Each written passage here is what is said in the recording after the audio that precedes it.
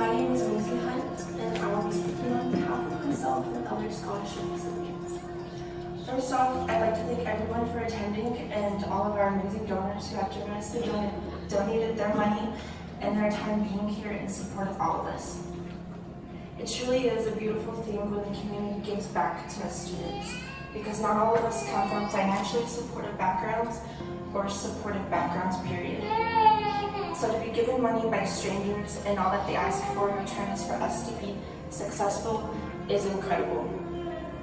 So a little bit about myself. I'm from Waterville, New Mexico. For those of you who don't know where that is, it's a little valley right before you get to Hogback, just on the outskirts of the Navajo Reservation. I'm a Corey Navajo, my dad being half. I grew up raising hundreds of sheep and other farm animals, helping my family with their business. My parents did not attend college, and they are both high school dropouts like myself. When my father's business went bankrupt, we struggled to make ends meet. I dropped out when I was 16 and I began working for my father. School was something I struggled with, but work was no problem for me. Shortly after dropping out, my boyfriend committed suicide, and I really had no desire to return to school. Fast forward years later, I've got my GED after 2 attempts, and I'm trying to do the whole college thing, but I don't believe in myself at all. And I worry about paying for classes. I had no idea what FAFSA was or how it worked, neither did my parents.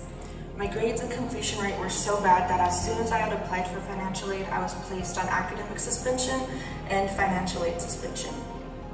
I worked closely with financial aid advisors to appeal my suspension, but I had to wait a year for my academic suspension to be over. So I continued working a dead-end job and believing I'm just not cut out for college, I'm not worthy, and I'm done. When I was able to come back a year later, the financial aid office encouraged me to apply for foundation scholarship. I struggled with writing about myself to apply, but I got it done. When I realized I was awarded $500 for the Head Breaking Memorial Scholarship, I was just floored with emotions. How could this be possible? Someone trusts me with this much money to make the right decisions and to be successful.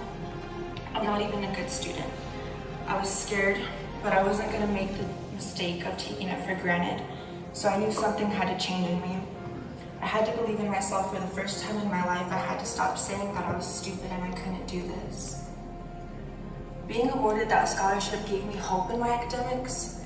Someone I don't know in my community was going to bet money on me to be successful.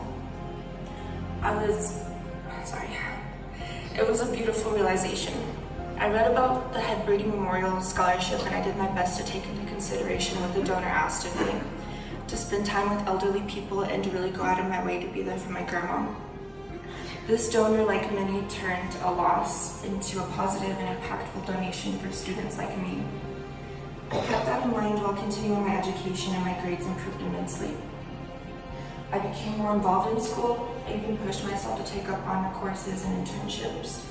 And this May I will be graduating with my digital media arts and design degree, and I will be continuing my education at a 4-year university. Things I thought I would never do. I worked hard and constantly reminded myself, why not me? Thank you, donors. You believed in me, and now I believe.